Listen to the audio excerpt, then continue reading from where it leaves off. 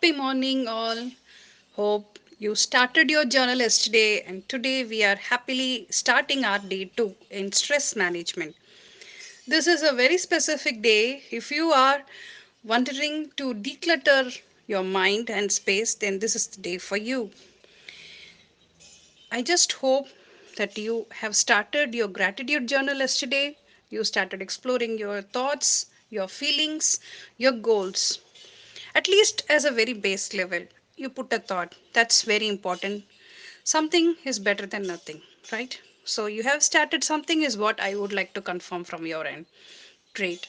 If you are having a personal intentions for a week or even for a day or even for an hour, please be specific and write it down, because writing makes our thoughts come into the action very easily.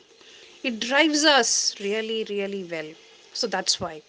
So without further ado, let's start day two. Today it's all about decluttering and letting go of physical possessions. Now, each of us will be having a place in our house where it is completely cluttered. You might even say, hey, that's not my place, that belongs to this person. That is there. But have you ever put a thought to at least clean it once in a while? To just dust it off and see what's more important there? Because every untouched things, untouched place in your home or office, there are something that is being hidden there, which are forgotten. Maybe we don't want to forget the memory, so that's why we keep those possessions. But we know after a while it starts collecting dust and nothing else, and also collecting some mosquitoes. But this has to go. Today is a day to declutter.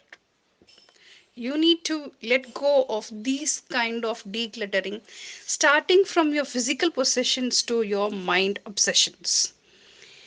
I had an obsession few years back about samosas.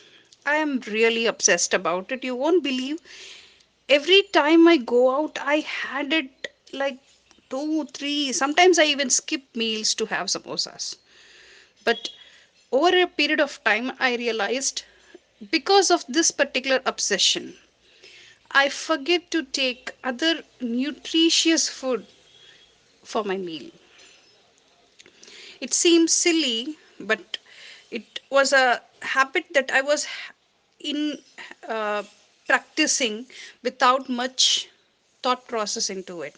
But once I understood that something is wrong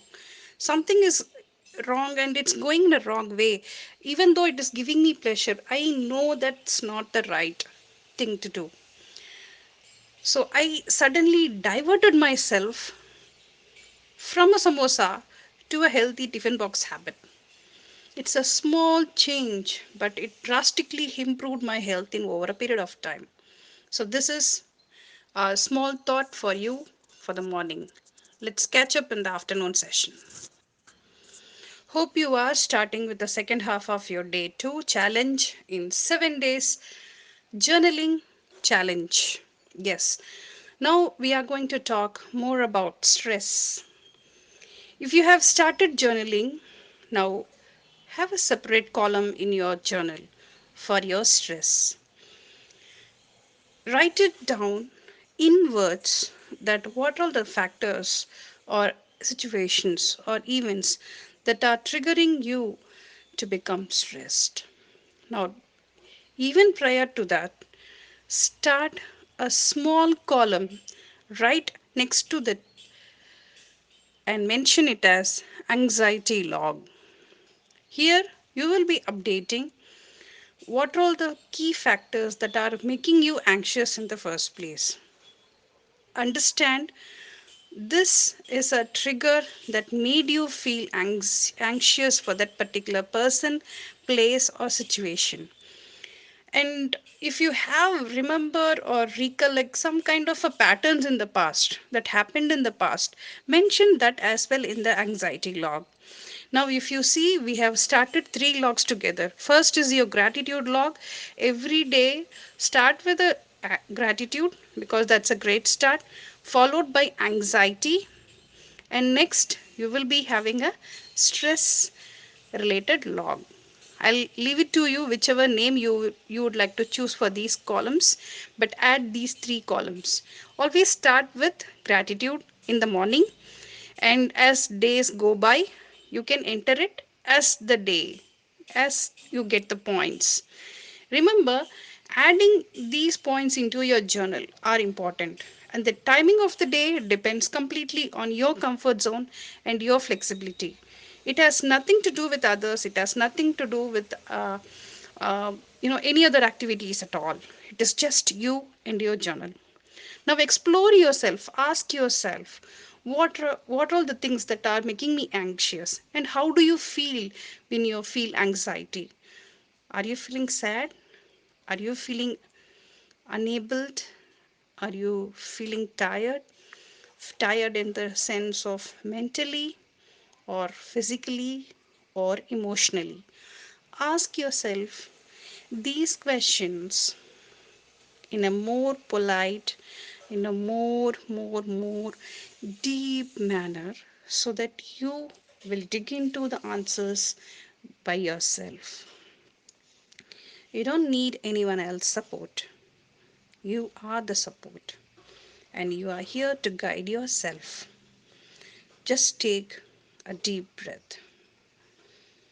Now, think about the anxiety log and the stress management log. These two are interconnected. Every time you enter something here, you will see the questions you ask will be answered in your intuition level, or maybe when you are relaxed, maybe after 2 days, or 1 day, or a week, no matter. There is no timeline at all. So once you start, ask more questions about your emotions, ask more questions about your feelings. Once we clear the thoughts of anxiety, of your stress level, you will see that your mind is getting decluttered. You gain some point of clarity which was never there before.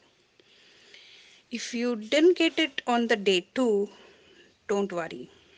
It is just a beginning, and we have just seeded something very important. And the earth will take time to start giving a germination to that particular seed. You have to give time, but you have to be sincere to yourself and ask these questions again and again. What is that? What is that? If you don't feel anxiety at all, you can skip this whole part. But trust me, if there is no anxiety log, there will be a fear log. So either this or that will be there throughout our life. It can be in different words. It can be in different level. It can differ from person to person, time to time, place to place. But how deep you dive into your emotions makes a big difference. The more you ask question to yourself, you will gain clarity. Why? What? How am I getting into this kind of feelings? How it is happening? Why it is happening? How am I going to handle it as a next phase? So first level, you need to get clarity of your thoughts, your anxiety, your stress. This is day two session. So take a little more time. If it is going to take more than 15 minutes, please continue. It's just you and your journal. So explore your mind. This is very important. That's it for the day. Have a great night. Bye. Hi, all. If you are exploring what is journaling means, then I'm here to help you out. What is the science behind journaling? When we are kids, when we get a thought, when we get a idea, a creative idea, a thought, we tend to do something about it, or maybe forget about it in the meanwhile. But Journaling is something a very matured idea where you can able to captivate those silly ideas as well into words and make a practice of writing it down somewhere. And we never know what kind of diamond we got when we are in need. Yes, once you revisit your journal after a period of time, say for a time of 6 months or 1 month or a week, sometimes even years together, you will see how many diamonds are there in your backyard without any attention. And those are your diamonds. Trust me, once you see those, you will never look back because you are a creative person. You have all the answers that are required for your life given by universe prior to giving you the problems. But we often ignore our intuition. We often ignore the diamonds in our backyard and look forward for some silly pebbles around the world in this materialistic world. And once we find the real diamond, we will see that it's so precious, beautiful, and it's priceless to us. And there is no one else to claim it because it's totally ours, 100%. Made by you, by your own thought process, by your own manifestation. And God never sends us without this kind of gift, you know. Even prior to giving problems, He sends us with a lot of gifts. But we often tend to forget or lose it in time. If you start journaling, you will see that's a very important process that helps you manifest more and more positive things in your life, especially stopping yourself from getting into negative thoughts and beliefs that appear every now and then. If you sit for meditation, that's when you actually think about all those things to plan, all those things you missed. But when you start silencing your mind using meditation, you will see the peace. And that's crazy because that is something we can able to feel it with no other device can able to give us. Journaling is such an experience where you are writing your own history, you are writing your own manifestation, you are writing everything that are needed, everything that you look forward for, especially diving deeper into your inner world is a very wonderful journey. You will see that there are so many miracles that happened in your life without you even putting a thought into it. Journaling has got so many power and you are yet to discover it.